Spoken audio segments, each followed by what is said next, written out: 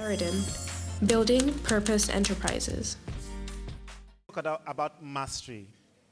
You have to be a master at what you do, or else, nobody wants a mediocre to work for him, right? If you want somebody to make your clothes, how many of us have seen a film, a very, very old Yoruba film? This man, he's a tailor, right? So somebody came to him to make a clothes for her. Then he made a clothes. One hand was like this, the other one. Remember that film? I think it's a Yoruba film anyway, so. And then now another story about tailor. Something happened last week. I'm really to that. So I went to the market to get some materials to make a suit. Then I called I cannot make suits, right? I called one of my friends. How far? No, I called 3 people. The first person said that it will make the suit for 70,000 naira. I'm like, because of why? Now, I called another person, and he said he will make the suit for 25,000 naira. Are we following? Then we now called the said that it will make the suit for 15,000 naira.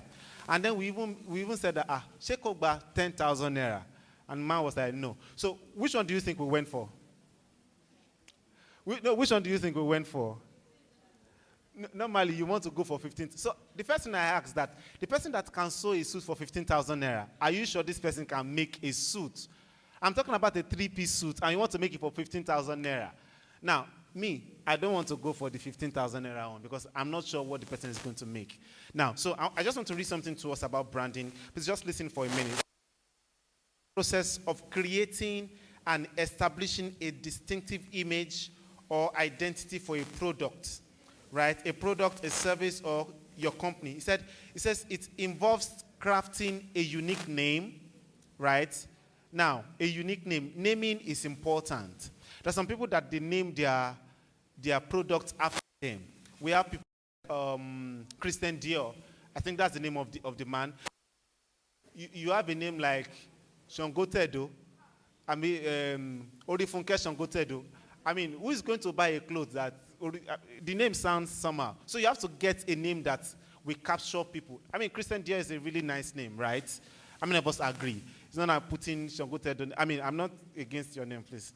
So he said, crafting a name, a logo. Your logo too is standing, right? A logo is your logo saying. Will people understand what you're trying to sell with your logo, right? And then a design and messaging to differentiate and leave a lasting impression on your consumers. He mentioned something that will make your customers come back again and again. He said effective branding aims to build loyalty and all of that. So branding helps you to build trust with your people, then loyalty. They keep coming back. Some people, they have been making clothes for people, as in there's some people that have been making clothes for a particular customer for 15 years. Are there no other tailors? There are other tailors, but then because you have made a lasting impression, you make your clothes is neatly done. You get your clothes on time, right? So that's how you keep people. It is neat. You get it on time. We trust your quality. You're not going to spoil my clothes. I'm not Tailor Kiki that you spoil people's clothes. Yeah, I'm not going to spoil your clothes. I'm not going to come today, then and then I will give you an excuse, right? So from the session we had with Mr. Relua, how many of us have any questions? Let's have 5 minutes for questions, or if there's something you want to, something that struck you that you want to just talk about, questions, or to talk about something for just 5 minutes about branding. Oh, okay. So nobody. So right now I'm going to be moving and be calling our second speaker, and he's going to be speaking to us. Okay. So I'll just read his profile for a minute. Now, his name is Dr. Wale Adiagbo. Now, Wale currently serves as the Director of Security Risk Consulting and Advisory Services at the Allogene Group. How many of us know Allogene Group? Yes, that's a big place. Now, Wale has over 20 years of international experience in government, policy, corporate strategy, organizational design and development, security risk management, business continuity and resilience, and change management. Now, risk management. All these things, they help you. Business continuity. I want us to take note of these things I'm pointing out. Business continuity. How do you continue your business if you don't have customers? And how will you have customers if you don't have an appealing branding, right? So I will just go. So Wale has been CEO of many organizations in the UK and Europe, and is well published and lectures internationally, and has taught at universities and colleges across Europe. Wale's doctorate research is in social economics and entrepreneurship. Is a fellow of the Institute of Administrative Management and Chartered Institute of Management, and holds membership of the Chartered Institute of Marketing and Association of Social Economics. Wale is an ambassador of the Third Sector Leadership Center, UK and Europe coordinating, editor for African Thesis, online journal, and a reviewer for the Academy of Management, USC. Let's give that a round of applause, please. Now, Wale is an associate professor of management in Maltech and London School of Business and Finance, with academic interest in corporate strategy with research focus on policy, enterprise security risk, and socioeconomics. Wale is listed in the 165th edition of Who is Who UK and Europe. Please, let's give that a huge round of applause as I welcome Dr. Wale Adiago to take us through. Please, just keep the clap coming up. Come on. Reading that profile, my head was swelling personally as if the profile was mine. So, in the next few minutes, we'll be having the pleasure of listening to Dr. Wale. Thank you so much, sir. Thank you very much for that. Don't believe all those things you read, though. They are from ChatGPT and Google. That's actually my boss, not me. So he sent me to come and represent him. How long do I have? About an hour. Okay, I'm going to keep it lesser than an hour. I've been asked to speak to branding brilliance. And let me make a few confessions before I start. How do you use this thing? I'm not good at this stuff. Does it work? What's the last one? God bless you, sis. Thank you. Now, I'm not a branding expert. So there's already a disconnect between what I know and what I've been asked to speak to. So if all this goes wrong, just blame Gabriel and his team. But if it goes well, just clap for me, okay? And I normally start most of when I speak with this Ellen Keller's quote. And he said, I've made my limitations tools of learning and true joy. What that means is there are so many things I don't know. I have limitations in terms of knowledge. So all those things they read, don't be bothered about that. But I'm happy about what I know, and I'm happy about what I don't know. So I'm going to share my thoughts and my views with you in the comfort of what I don't even know. So walk with me, because along the way, I'm going to challenge you and ask you a few questions. I don't know whether we clapped well for the gentleman that spoke to us earlier. I did well in setting the scene and giving us the context around branding. But today, I'm going to do something slightly different, because my way of teaching, I'm a teacher by trade, by the way, is that I try as much as possible to ensure that you take something away from you from the next 45 minutes or thereabouts. If at the end of the 40 minutes you don't take something away from this class, sue me to court, and I will pay you in USD, in the official rate, though, not market rate. And what I also will do along the way is I'm going to force you to think. I'm going to force you to challenge yourself as individuals. I'm going to ask you to think about certain things about yourself, your business, your personality, even your home. And I will use some story to unpack some of the things I will tell you, just to make it lighter for me. And I'm hopeful that you also enjoy it. So I've changed the subject slightly to brand psychologists and its underbellies. So what do I really mean by that? Normally when you talk about branding, you look at some big brand like Coca-Cola, Mercedes-Benz, Nike, and the rest. Gucci and, Dior. But what most people don't do when they try to teach you about branding is what are the things you must even do before you even start to do your logo and do your branding. So what are the things you must think about that must inform your thought processes? Thank you very much for the earlier session. That will make you to now say, okay, what is branding anyway? What's that all about? So my focus will be stepping back into pre-branding rather than how do you brand. So that when you go out there to brand, most likely you will get it right. And if you already branded yourself, you will challenge even what you've done before. And that's the approach I'm going to take this afternoon. So I'm begging you to please walk with me.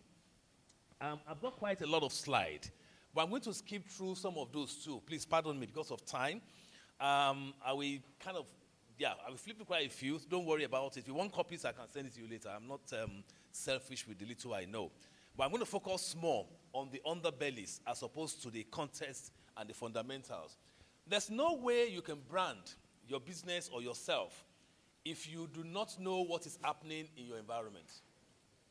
Any brand that is devoid of your knowledge of what is happening globally and locally will not work, especially because of the new world we find ourselves. Now, along the way, I'm going to get some people to be disrupted in terms of how we sit down, but just hold yourself for that. So I'm going to quickly run through certain things about the world we are in now. What are the things that are keeping world leaders awake at night? Because if you're going to situate your business or even yourself as a progressive person, and some of you here could become senators or assembly members and governors tomorrow or have big businesses and become CEOs, those are the kind of things that you think about in the boardroom.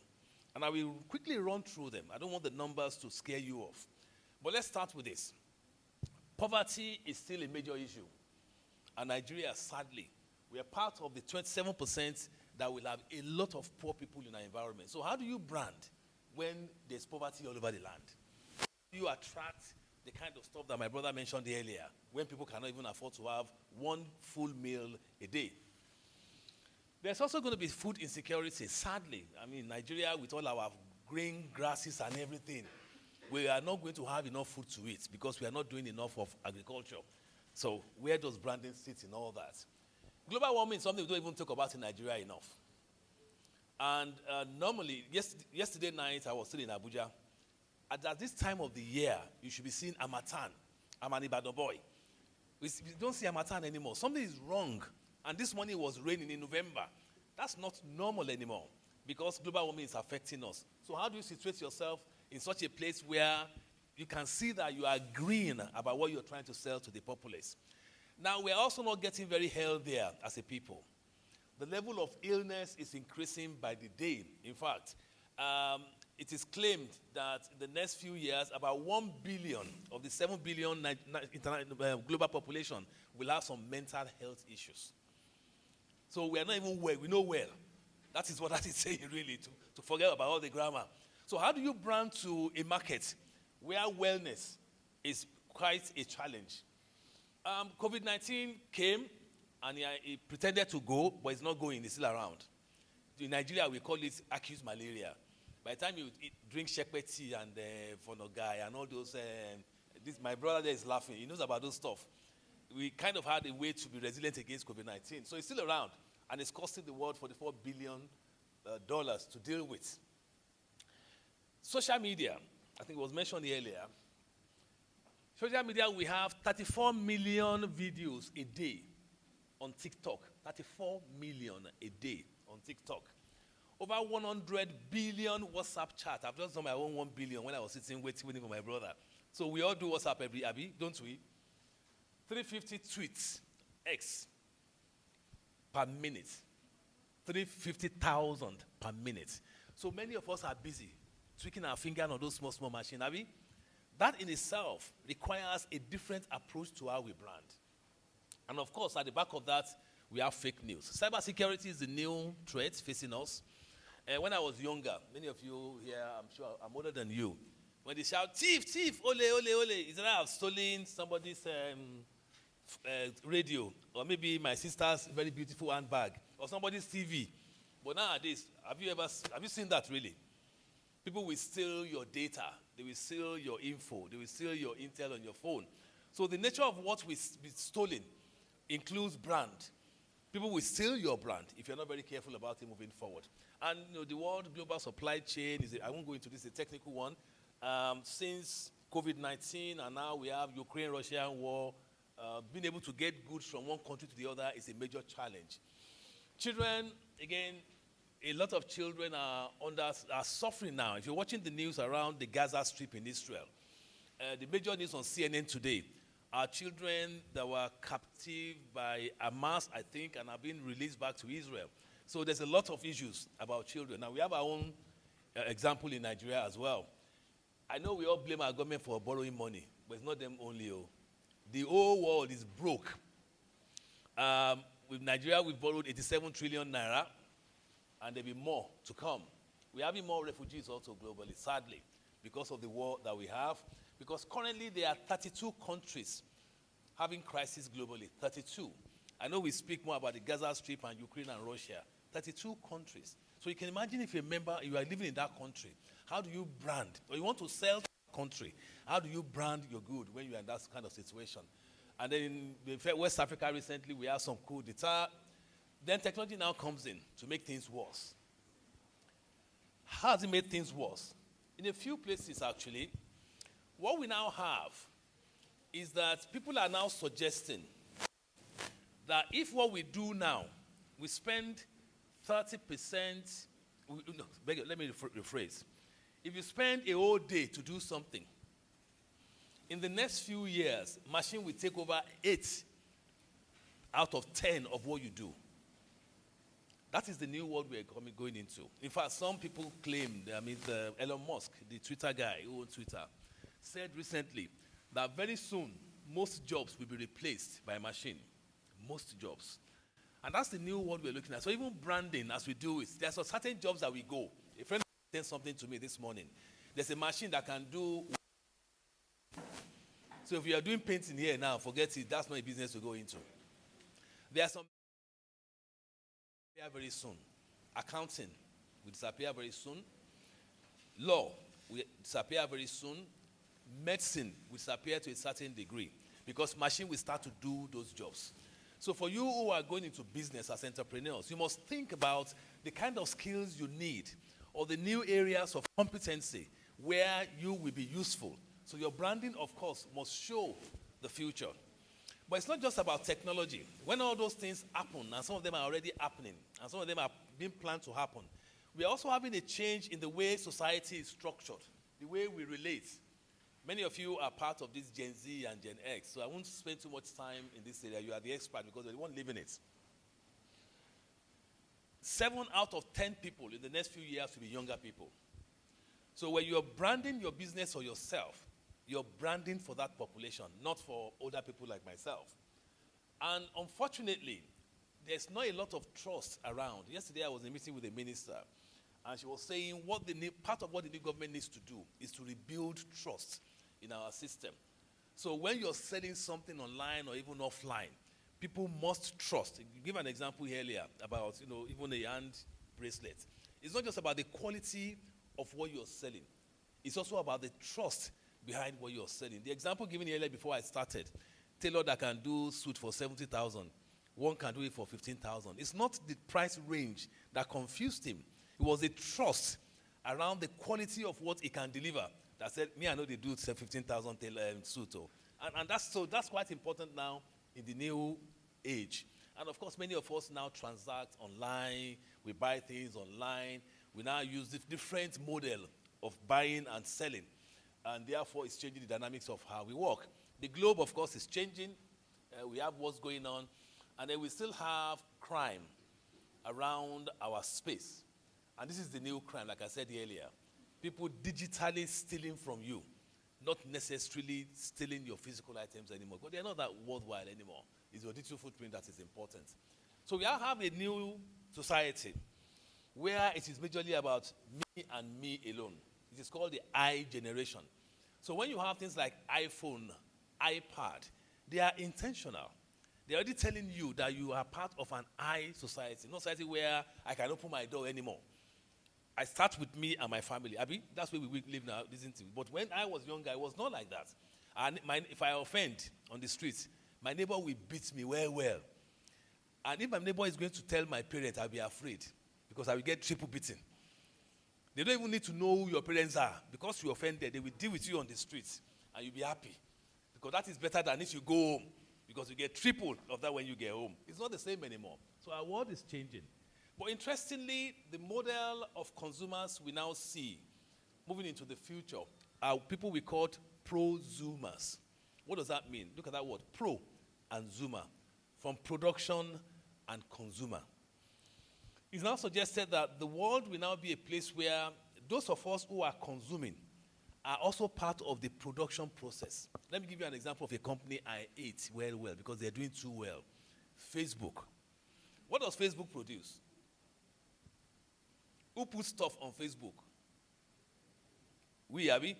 So we are the one producing the content for Facebook that is using to do business. So Facebook does not need to do anything, just create a platform. So in developing business for the future, don't think of something that will take you too much energy. No. The world is moving past that.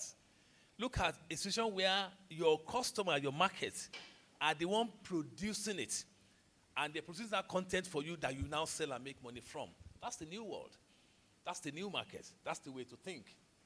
And because of that, you have young people you now have to deal with who will be part and parcel of this. Like I said earlier, we are all on our screens. So we call them screen agers. So do things that people can see on their phone, on their laptop, on their iPad. That's the way to go in terms of new business, and that's the way to go in terms of where you brand. But let me spend just 3-4 minutes on the new normal. What are the things that innovators are thinking about that you also might think, wow, but some of them are not wow anymore. They're actually quite here as I speak. Very quickly, let me skip that. There'll be a time very soon where people will be going on holiday to the space. You know, nowadays you go to New York, you go to London, you go to Paris. You don't do people anymore. It's now, imagine that guy on the moon drinking a bottle of beer. Exactly. Sounds funny, but we are getting close to that as a world. Electric flying vehicles will become commonplace. When I was young, we used to do that in a sci-fi movie, Abby. Don't be surprised. That's actually a real one somewhere in UAE. Cars that can fly. That's the new world. Drinks, that machine that will make your drink to your taste. So you don't need to go out to the bar and be looking for what do I drink. No. The machine will do that for you. What else? Drone will delivering your eba and amala with ewedu and begiri. Drone will be delivering practically everything. So you don't even need to go anywhere. You don't need to buy a car in the future. Your car share. So you subscribe, you know, as you do Uber, but that Uber will be part of your own property. So what's the point? And you can have any car. It doesn't have to be the same car, but it'll be your part and parcel of the ownership of that car. It's not just car. Some of us are experiencing this already. Movies. You'll be watching a movie, and when it's raining in that movie, you feel rain on top of you. Or when it's winter in that movie, you'll be feeling cold. You have to go and get your jacket. That's the new reality. It's already happening. Devices that can tell you what is going on. My daughter has a fridge. The fridge will tell her, your milk is already half. You don't have any bread in the fridge. Your egg has finished. So that's your new shopping list. Fridge tells you that. You don't even need to be thinking of what do we need to buy at home. That is the new reality. You'll be surprised. Then buildings will have a different purpose too. You know, Nigeria, we like to own our own building. But the future is such that building will be multi-purpose. So in the same building, you have this kind of hall, you have hospital, you have restaurant, takeaway, you have chemist, all in the same building. So what they are saying is, you actually don't even need to live where you live. Everything will be in the same place. That's the future. I'm going to skip this. It's a bit philosophical. I did philosophy in uni many years ago. So let me quickly skip through that so I don't confuse it more. And let's now go into the more interesting thing. So, right, let's start from that. So if you now want to brand in the new world, you must have a different approach to how you do business. And there's a question I normally ask chief executives of companies when I do this for them. There are 3 things a business must meet if you really want to survive in this new world I've just painted to you. Three things. The first one is purpose. So, how do you determine whether your business has purpose? Number one, the question to ask is, if I shut down, there's somebody here talking about tailoring and she wasn't comfortable using tailor as an example. If I shut down my tailoring shop today, what will the market miss? A few weeks ago, I was at University of Ibadan, and I asked them this question. If you close down UI, as big as UI is, with all it's been around for the 60s, shut down that university and say, forget it. No more UI. What will you miss? What will we miss in Nigeria? And they were all they were worried. And the moment you cannot identify what people will miss when your business is not there, it means your business does not have a purpose. Let me give you an example. MTN. If MTN shuts down today, what are we going to miss? Somebody already said, me, I'm already in trouble. The only number I have is MTN. My internet is MTN. Everything is MTN. Of course, maybe in the next 24, 48 hours, I can go to Econet or Glo. But I will miss something, Abby. But is that the same for your business? If your customers won't say, this woman don't close business, so then your business does not have a purpose. So ensure you are in business or even a job that if it does not exist anymore, the world will have to cry. That's how you define purpose. So that's what think about. Second one is called solution or problematization. Let me tell you a story about this one. Many, many years ago, when America was trying to go to the moon, this is a true story. The president then, J.F. Kennedy, who heard of the name before? John F. Kennedy. God bless you. God bless you, sir. He was the president, and the Russian people already gone to the moon, so America wants to show them power. And they're spending billions of dollars to get men to the moon. So every month or thereabout, we go to Texas, where they have this big machine trying to get people to the moon. So on this particular day, something funny happened. He was walking through the passage with, you can imagine, American president with lots of entourage. And he saw a guy like this, cleaning the floor, Abby. And the president stopped and said, young man, what are you doing here? Everybody stopped and said, Abby, president done the colo small. You see, man, the mop floor with bucket, Abby, and you are asking him, what was he doing there? And the man stopped and gave one of the most fantastic answer we've had in decades. He said, Mr. President, I am here contributing to the man going to the moon. I thought, contributing. You are a cleaner, Abby? So how are you contributing to the man going to the moon? He said, let me explain. Every single guy that needs to get into that jet must go there with no illness. If they sniff one dust, just one dust only, they'll be sick for 2 or 3 days. And that will delay the project and will cost you millions of dollars. If all is wet and they fall down, in fact, Nawala, if they break any bone, that's another weeks and weeks. And that will cost you another millions of naira. So my job here is contributing to them going to the moon. He did not call himself a cleaner. Did you notice that? He saw a link between cleaning the floor and the bigger objective of the men going to the moon. And that's the way you need to start to think as entrepreneurs. If you don't see yourself as part of something bigger, and you see yourself, I'm just a tailor, I'm just a hairdresser, I'm just a GS student, I'm just a, and get to the top. You must find that link between the little, no matter how little, with the bigger purpose of where you work or the business that you're doing or the bigger society. So you must be solving a problem. Any business that does not solve a problem, or you cannot define your business in solving a problem language or thinking, you are not in business. So let's go back to the example of the guy on the suit. If I'm the guy they came to say, I want to sew a suit, I said, no, I'm not sewing you a suit. I'm getting you ready to be the best groom this year in terms of marriage. Different definition, Abi. My job is to make you the sharpest, most beautiful groom this year. Now, if you come to me, you want to do wedding, And you say, I want to sew sweet. I say, no.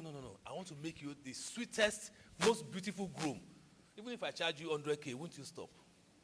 Because I've changed it to solving a problem rather than describing it as a three-piece suit. So before you start to brand, there's an important element of you about how you think of your business contributing to the bigger thing.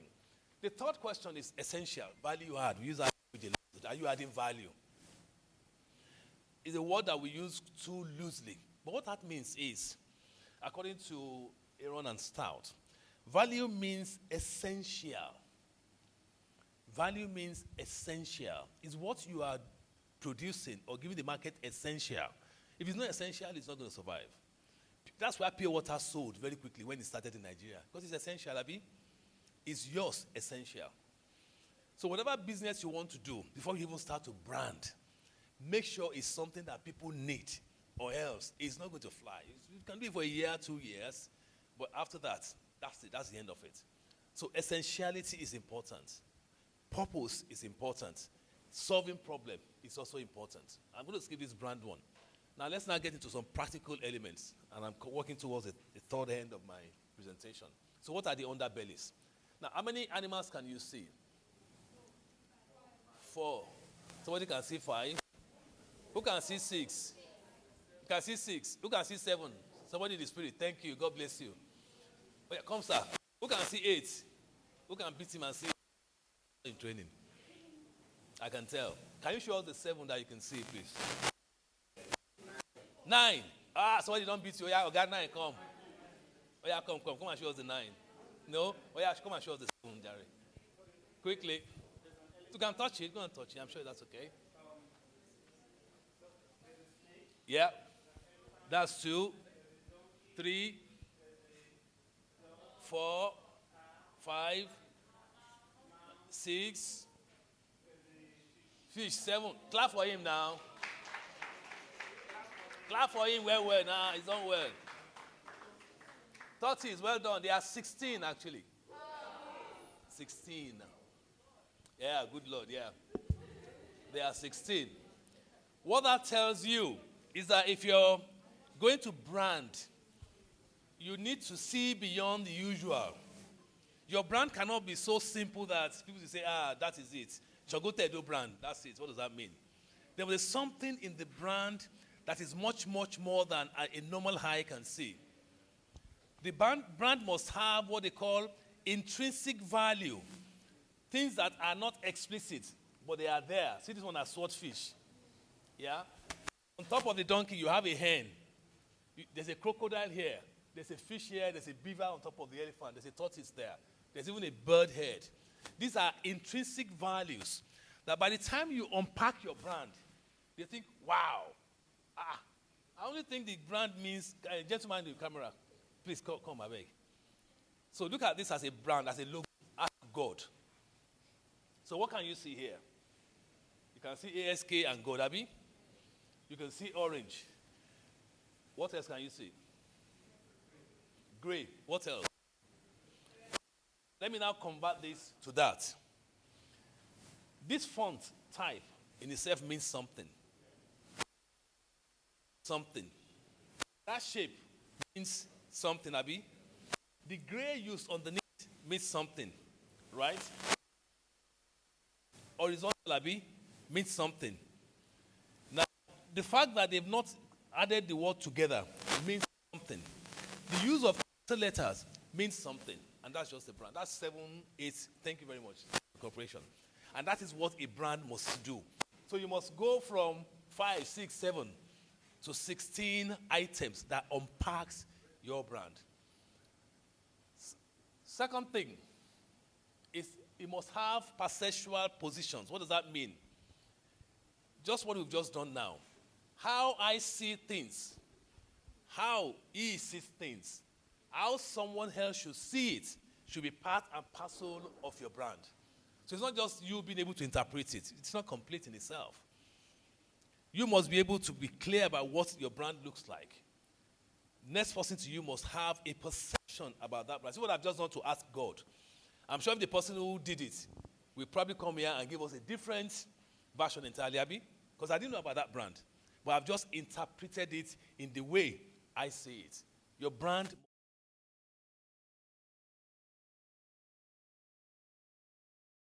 blue or pink or purple. There's something about the orange. That is important that your brand have perceptual position. The third thing of definition. Now let me tell you a story about this. Somewhere on a beach in Accra in Ghana, these two animals live there. One horse and a swan. And every day they have a routine. The horse will come out, run around, drink some water, go back to the cave. The swan will come out, will fly, land, walk a little bit, go into the water to catch some fish, run a bit, and go back to the nest. Every single day. That's the way they've been living. Nothing has changed it. One day, something funny happened. Ask me what. I will tell you now. The horse came out and was running. All of a sudden, the swan landed at the back of the horse. Bagger. The horse stopped and said, "You dey craze?" Can say the horse is from Nigeria. People like say, "No way, low. As big as this beach be, you don't see anywhere I land. Now from my back you can't land. Something they wrong with you." Swan said, "Oga, horse, shut up. Waiting. I they watch you now all these years. All you do just run every day, nothing else. But me, I'm a swan. I'm even smaller than you. But guess what? I can fly. When I land, I will run small. Then when I tire, I go swim, catch fish. Then after that, I will go for a stroll. Then in the evening, I go back to my nest. But you, now just to the run." The horse looked and said, that is true actually. But guess what? I see you fly every single day. But you cannot even fly as high as an eagle. When you run, ordinary cat go run past you. That's the way you call walk. If you see better peacock walk, that's elegant walk. And when you jump in the water, you call that a swim, Abi. Even small goldfish will swim past you. You cannot even last 5 minutes in the water. But me, I'm a horse. I am made for one thing and one thing only, to run. Every part of me is made to run. And I'm one of the best runners in the world. See this. It's for a purpose, though. Whether it's sand, though, it's grass, though, it's mountain, though, I will stamp the thing and still run. See the way my body is shaped. I will glide through any wind in the world. That here behind my head is for a purpose, to give me wind time. See how big my nose is. That means I can breathe very well. I can take more air in than any animal in the world. And look at my muscles. They are all made to run. So every part of me is shaped and structured to run. And I do it well. And I'm one of the best in the world. But you do 4 things. You are not even the best in anything. So the question is, are you a horse or a swan? What is your business definition? What is your self-definition? Or are you all over the place? Today you do catering. Tomorrow you do hairdressing. Next day you start to do hair design and fashion designing. What are you really made of? What is your strength? What are you built to achieve and deliver as an individual? Until you know that, you cannot brand yourself. It's not possible. You struggle with it. So you must know who you are. It's not that the horse also can get into water. Yeah, you can do some other thing. You have some other strengths, but you must be made for something that makes you exceedingly unique. That people will know that, this is who this person is. So if your brand is not that clearly defined, then you will struggle with how you do it. The other underbelly of branding is the ability to keep asking questions and challenging even yourself and your brand. Let me tell you a short story again. This was a story about me. When I was young, my mother, bless her soul, she died a few years ago. My mother was very good at grilling fish. So whether it's Titus fish or catfish or cote fish or name it, my mother would grill them. In fact, if there was Olympic for grilling, my mom would have got gold. But there was something she'd usually do when she was grilling the fish. Any fish, whatever size, my mom would chop off the head, chop off the tail, and chop the middle one into 2. Every single fish. If it's this big or this big, whether it's catfish or tilapia, she chop off the head, the tail, and the middle into 2. So one day I said, Mom, why do you always do that every time you grill the fish? You chop off the head, the tail, and the middle. She said, well, that's what my mother taught me. I said, okay, that's fair enough. So one day we went back to our hometown. I'm from Ibadan for holiday. And I saw my grandmother. I said, grandmother, I have a question for you. She said, what? Did you teach my mother how to grill the fish? She said, yes. Did you also teach her that every single fish she grilled, head up, tail, and middle too? She said, yeah. I said, but why? She said, that was the day my mother taught me. I said, okay, but luckily for me, my great-grandmother was alive. So I walk into our family home and I look for the old woman sitting down, silver hair. You can imagine how old she would be. And I said, Mama, I get question. No, she said, okay, what question do you have? I said, did you teach my grandmother, your daughter, how to grill the fish? She said, yes. Did you also teach her that every single fish she grilled, she'd chop off the head and the tail and the middle? She said, yes. And I said, why? She said, when I taught your grandmother how to grill the fish, the size of the oven we had then was like this. And that was all she said, which meant your grandmother and your mother, they are not all right. Now you have oven this big. Why are they still doing? My grandmother and my mother was ingrained in the old way of doing things. They did not embrace technology and change. So if you really want to do things now, don't do it because that was the way Mercedes-Benz did it. That's old school. Even Mercedes-Benz is old school. As you can see flying cars now, Abi. Exactly. Oh, you know that architect in a house, that's the way they build their house. No. You must do something that technology will enable so that you can scale and you can be smarter and you can work better. Nowadays, whatever business you do and you don't put technology inside it, you will struggle, you will sweat. I'm being honest with you. See Uber now. When Uber came to Nigeria, they went to meet all the yellow taxis. Those guys say, no. In fact, one man said, I just took loan for 5 new taxi. So I cannot give my taxi to you and use one Uber something. Which one be that one? My guy will drive in a Keja and sit down on that tree. And then when somebody pass, they will stop him. Or he'll be driving on the Ikorodu road. They refuse. Now what's happened to technology system now? Beg your pardon, taxi now. It's Uber now. Who want to go to Alausa Road and be flagging taxi down? Exactly. If you're going to take a taxi, there's no point anymore. Technology has taken them out. In fact, very soon, TV will disappear. Because why do you need TV at home, really? Everything is on your phone. It's on your laptop. You can carry it around. So why do you need that big thing in your house called TV? It will disappear very soon.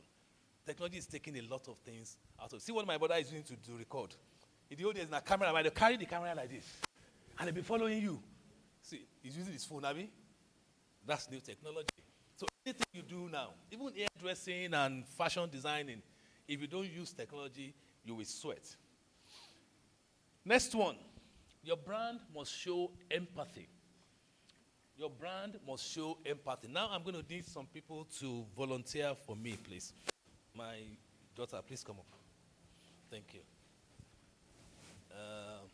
My sister, please come out, please, if you don't mind. My brother, please, sir, if you don't mind. Thank you. Yeah. Now, let me choose one more. Madam, please, I beg, join us. This is what I'd like you to do. I'd like you to line up here, facing me. Just each person, one line, please. One line, yeah. Face me, stretch your hand to the front. Person in front, just stretch your hand, yeah. Let me get one more person. Madam, please come. Let me find somebody else. Oh, yeah, please come. Join us. Just stand in the front, yeah. Stretch your hand to the front to give you space. That's cool. Now, take off the left leg of your shoes or slippers, wherever you're walking, the left one. Take it off where you are. Okay. Yeah. Take it off, yeah, please. Now, step one leg forward. When you've done that, move one leg forward. Yeah, go on. You come. Now, you go to the back. So you will be near the left leg of the last shoe. So one leg forward. Move near the shoe in front of you. Yeah, move. No, leave your shoes. Yeah, move on. Now move to our shoes. Okay, move to our shoes too. Yeah. Move to the shoe in front of you. Okay, now put your left leg in the shoe in front of you now. And walk towards me. Oh, yeah, come on. Yeah, move towards me. Yeah, come. Walk now. Don't worry. Put your hand down. Put your hand down. Just walk, walk, walk. Walk up to here. Then turn back. Turn back and then walk again. Oh, yeah, go back. Follow me. Okay. Okay, let me start with you. How does that feel? It's not comfortable. Comfortable. How does that feel? Stressful. Too small. I look weird. It's too big, Abby. It's small. It's small. Awkward. Awkward. I like that. It's weird. Weird. All right, thank you. That is how you empathize. You are stepping into somebody else's shoes to brand for your customer. You must step into their shoes to know how they will feel about your brand, or else you are just branding for yourself. Oh. So if you stand still and you're just doing brand, you are just joking. Think, who is my customer? How will they feel when they see my brand? What do they feel? What do they even feel? So how do I want them to feel when they experience my brand? That is how you do empathy in branding. So your branding must reflect, this man's shoe is big, oh. Let me make sure my brand feels his big heart. This one is not comfortable. So how do I make my brand to make them comfortable? How do I ensure that it's not awkward?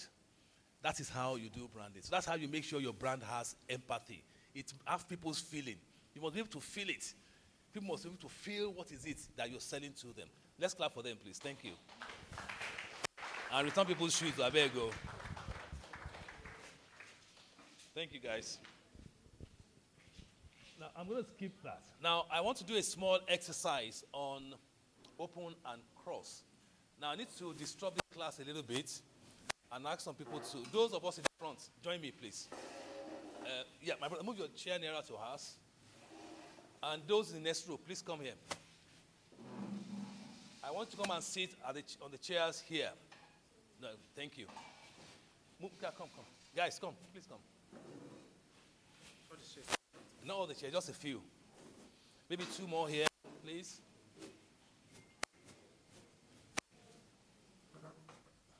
Thank you. All right, please come. Now, I'm going to need you to stand up. Please come and see this experiment, please. I need you guys to come up. Everybody, please. I don't like to sit down in my class. Sit down on the chair. Sit down. Sit down.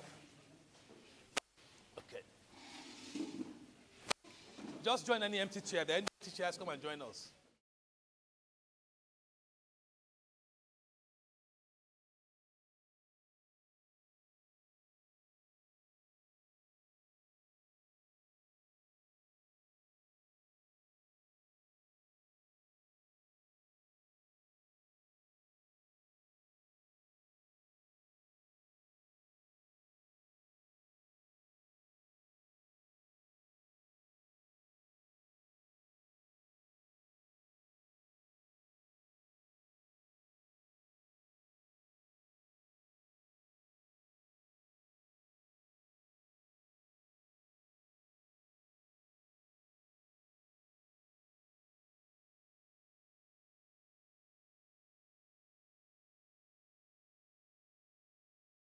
The marker to the next person, either open or crossed.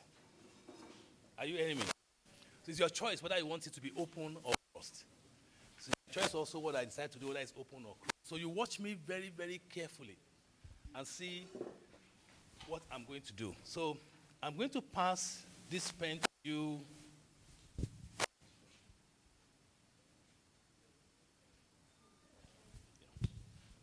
I'm going to pass it to you open. So how do you want to pass it to her? Is it open or crossed?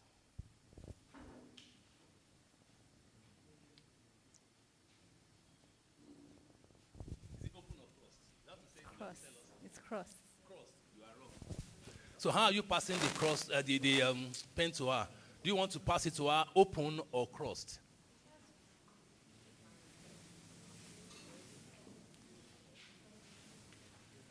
Is it open or crossed? Crossed. No, you are wrong. Go on. So do you want to pass the pen to him? Open or crossed?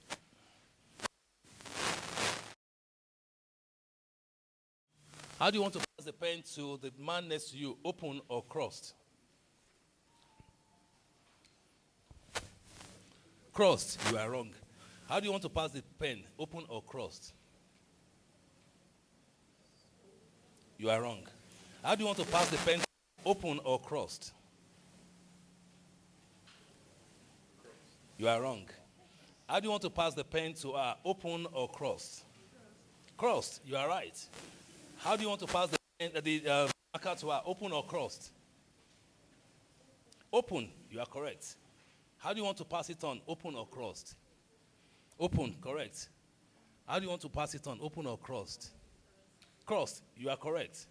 How do you want to pass it on, madam? Open or crossed? You are wrong. On to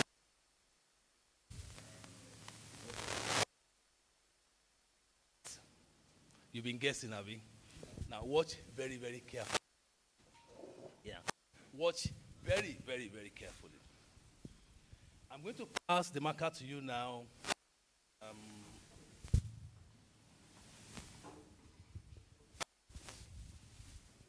Crossed. So how do you want to pass it to her? Open or crossed? You are correct. How do you want to pass it on? Open or crossed? Correct. How do you want to pass it to her? Open or crossed? Correct.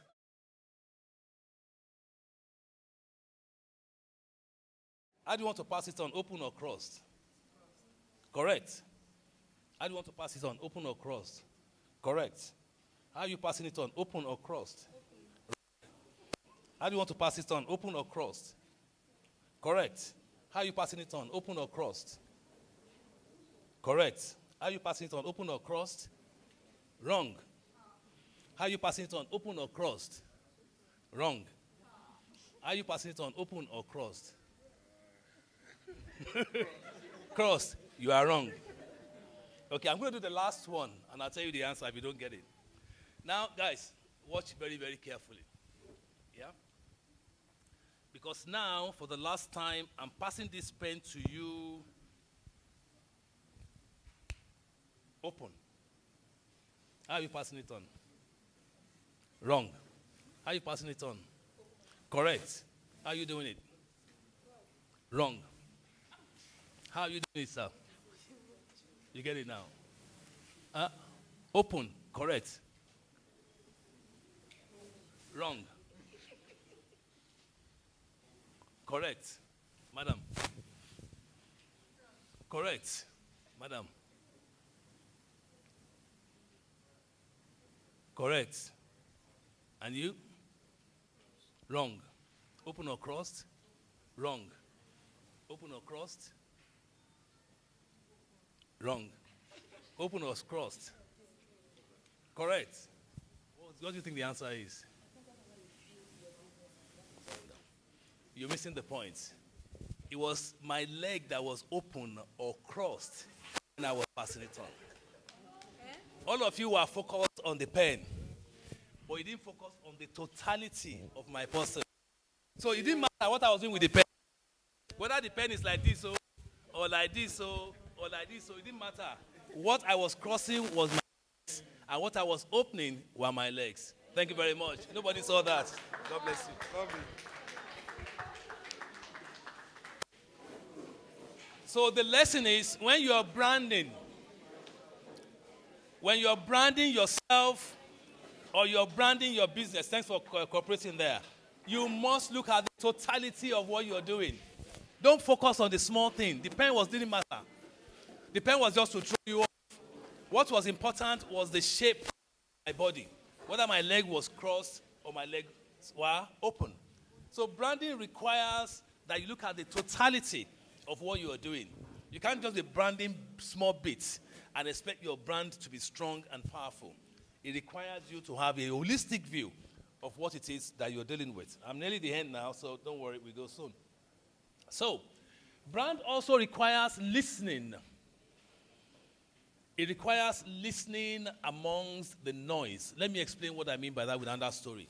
I told you I would tell you stories. Somewhere in Australia, You know, in Nigeria, Yoruba land, for example, if somebody becomes the Oba, they give them crown, Abi. But in Australia, and I think some parts of the UK too, they call you the Lord of the Manor, where you have a whole town to yourself.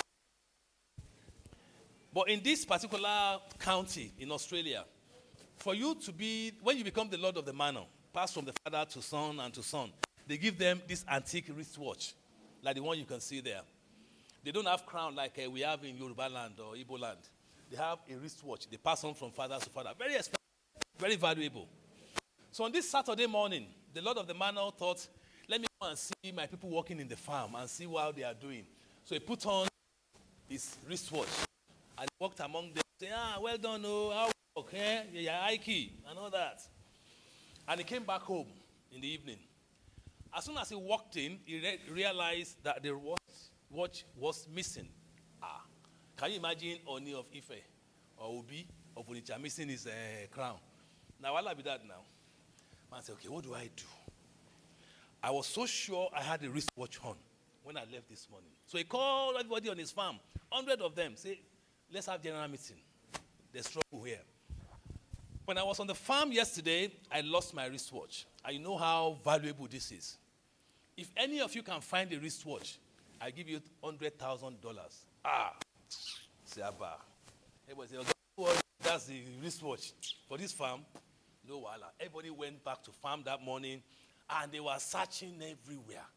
They pulled all the grass apart. They pulled all the shed apart. In the evening, they came back. They don't find this watch. Man said, this is crazy. Something's wrong. There's something's wrong here. Something must have happened.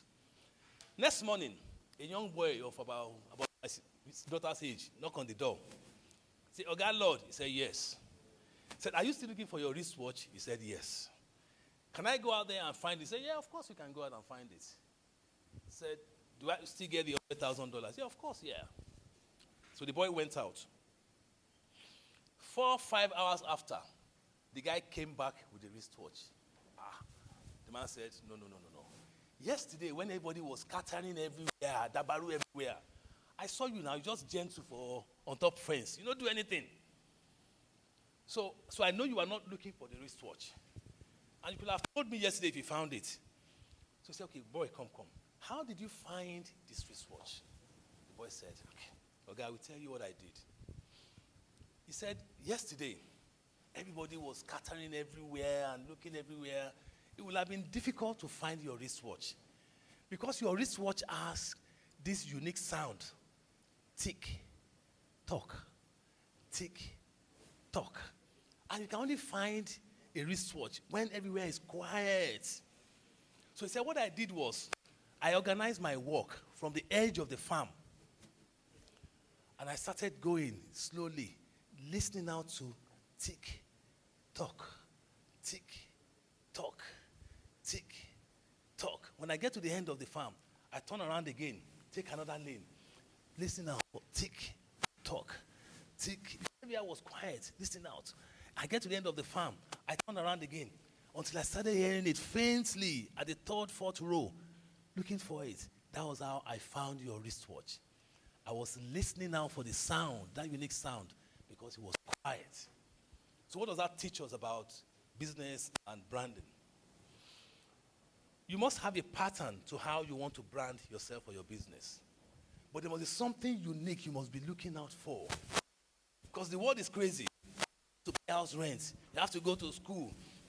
Danfo is doing pain. You are fighting with your girlfriend. Your husband is not listening to you. Those are noises in business.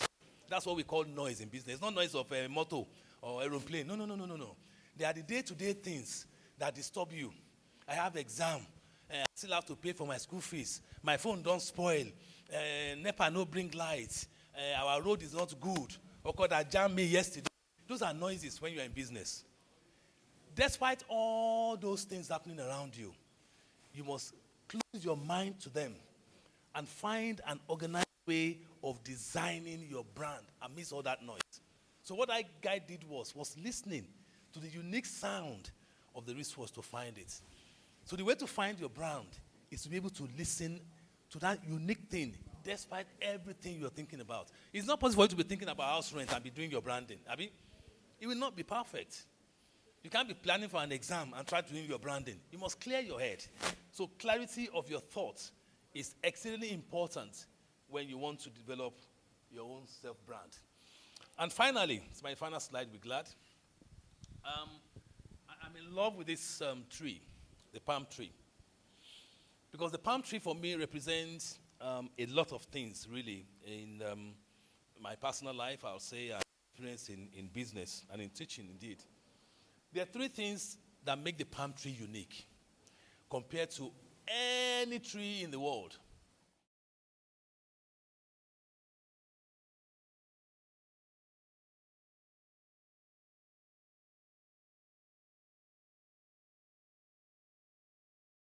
Long time compared to many trees in the forest.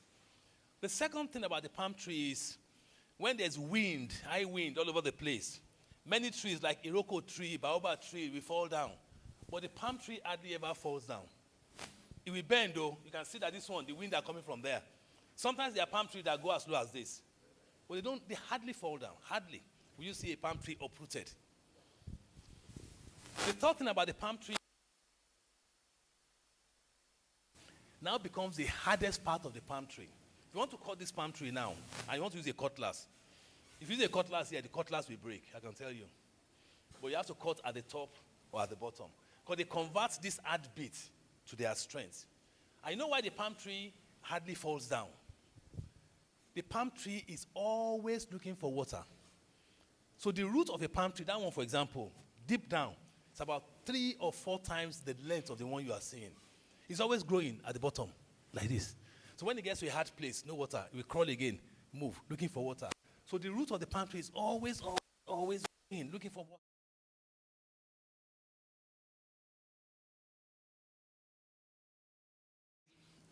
Looking for a career or developing a business and a brand.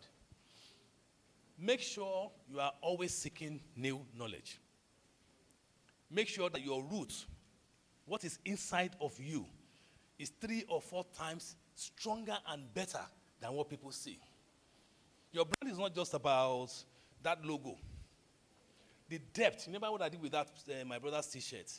There must be depth in it. There will be 4 or 5 things inside that people will look at the brand and think, this is just Mercedes-Benz. But what is behind it is 3 times, 4 times deeper and stronger than what you're seeing. The second one is, like any business or any job you might have, you have challenges. Don't let anybody come here and do motivational talk for you. That don't worry, you make any conclusion, forget all that. You will get a lot of knocks and downs. You have a lot of wind trying to push you down. Because you have depth, you have knowledge, you're always seeking water, seeking new knowledge. That is what will make you stand. However, where you have those knocks, when those business is not working anymore, or you failed that first exam, convert that to your strength. Don't let that be your weakness. Just like the palm tree, this bent bit becomes the stronger part of the tree. So where you have challenges, that time mommy didn't give you money, or you lose all your investments, let that become your strength. Learn from it. Convert them to your strength. Let it be where anybody touch. They think, wow, this person is strong. That is the philosophy of the palm tree. Always continue to seek knowledge. Let what you have inside be 3 times, 4 times what people see about you. So you have depth, you have knowledge, you are intelligent. You're always growing. You are here, listening to me. Any opportunity for you to go to a workshop or seminar to learn something new, grab it. That's something new you take away with you. Now, when you have challenges, let that be the source of your strength. I think finally I have one slide to finish this off. And it's called the slide of the game changer. And whatever you do, make sure you aim to change the game. Whatever business or industry or job or career you find yourself in, try and make sure you are doing something that makes you a game changer. Let me read this out first. I am a game changer. Repeat after me. I'm a game changer. I believe in the future. World of infinite possibilities. I see opportunity when others see impossibility. I am always thinking bigger, reframing my perspective. I see things differently. I am thinking different things. I explore. I challenge. I risk. I venture. I am rethinking, imagining, reinventing, igniting. We are all in the ideas business. Creating, designing, innovating together.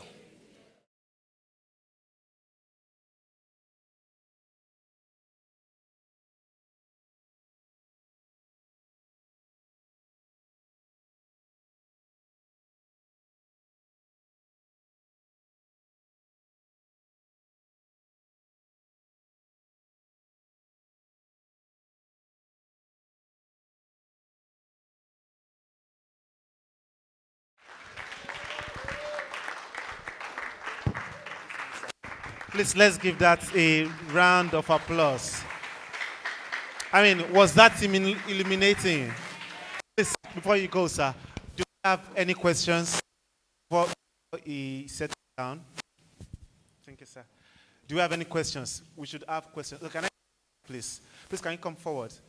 Do you have any more questions this afternoon? I mean, that was, Dr. Wale, that was really, really, I mean, and he said something back, something that really stayed with me. Us, oh, is one.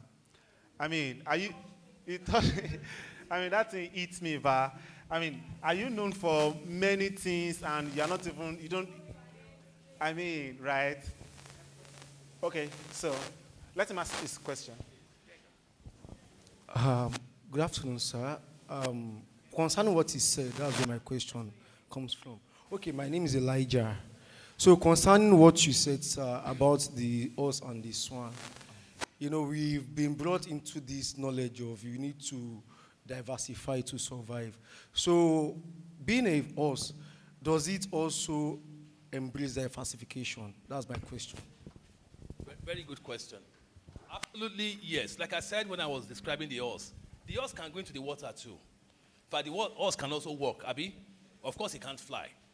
So there are 2-3 things that the horse can also do that the swan does.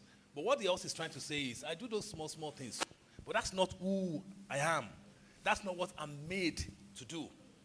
I have a clarity about who I am and what I am. Now, let me help you out here. Because every time people get worried about that swan horse thing, it takes quite some time to know who and what you are. It's not something you know like that.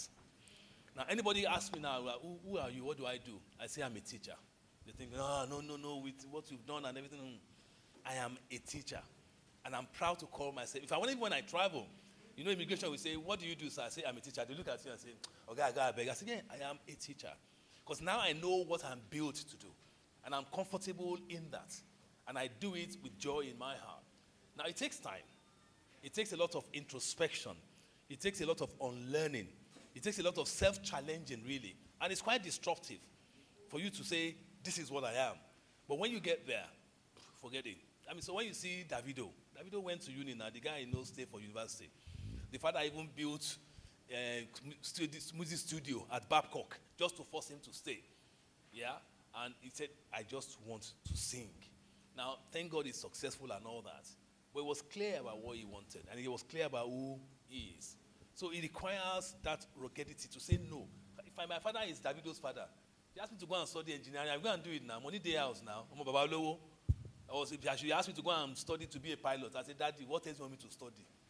But the guy was bold enough to say, can you imagine him saying to his father, multi-billionaire, I want to sing. You want to be singing. Are you all right, or crazy catch you? So it takes boldness to do it. But when you know it and you get it, believe me, you have a much more fulfilling life. Now, you may not be as rich as Davido, or as popular as Wizkid, or anybody like that. But you will have that self-actualization, that sense of, you just be happy, be comfortable in yourself. That is what it gives to you. And you'll be focused and you'll be purposeful as well. So you can do it. Yeah, let's give that a round of applause. Okay, we have another question. Please come forward, sir. Please come forward. Wow, thank you, Doctor. God bless you, sir. All right, so nice meeting you, sir. Okay, what should be our response when we face challenges or when people look down on us? Taking an example of the cleaner, the guy that was mobbing And he said, I'm contributing my quota to the people going to the moon. You know, that is very encouraging statement. What should be our response when we try to package ourselves and people look down on you? They say, that is, you are a cleaner and you are claiming to contributing to. They say, you don't know your worth. Are you not a cleaner? Are you not a security man? You are gara or nothing. Instead of when they look down on you, you are trying to brand yourself, and they are bringing. What should be our response so that we not get discouraged? Moving on, sir. Thank you for that. It's a fantastic question, by the way, because that's a new workshop on its own. It's about vision setting and also ensuring of knowledge. Now, I work in a security company, and one of my frustrations with our guards is that you are in front of a manufacturing plant that turns over 4 or 5 billion a year, and you don't even know. You don't even know the value of what they do. You don't know that the products they are deploying to the market is solving some epidemiological issues. You don't know that it's solving some health problems. All you do is you see yourself as a guy in front of the gates. But if that guy has the knowledge he requires, and he knows about the vision of that company, his role will become slightly different. And the way he sees himself will become slightly different. So the role of the guard at the gate, actually, is to ensure that every single asset in that environment is safe. If anybody comes to that 5 billion naira factory and sets fire to it, that's it. Or somebody goes in there and steals $200 million worth of goods out of the gate, that's it. So if I'm a security guard there, I will not call myself a security guard. I will say my role is to contribute to the success of that company so that they don't have any losses and they can retain their 5 billion every year. Now, if I say that to the CEO of that company, look at me and say, this man is talk grammar, but he's talking sense. So what you need to do is clarity of the purpose of where you are. You need that knowledge. And secondly, how do you link your role to that big billion every year? When you do that, even yourself, you start to see yourself in a different way. In fact, your title will change in your head. Your role will change in your head. And the way you do your job will be different in your head. And that gives you a different perspective. So knowledge is one. Clarity of the vision of what is happening around you and being able to link your role to that bigger vision. It will give you the right answer all the time. Okay, let's give her a round of applause. Thank you. Do we have any other questions? Any other question for? Thank God there's none. Thank you. Okay, please, let's give Dr. Wale a round of applause one more time. I mean, that was really, that was a good time. Thank you so much, sir. Eridan, building purpose enterprises.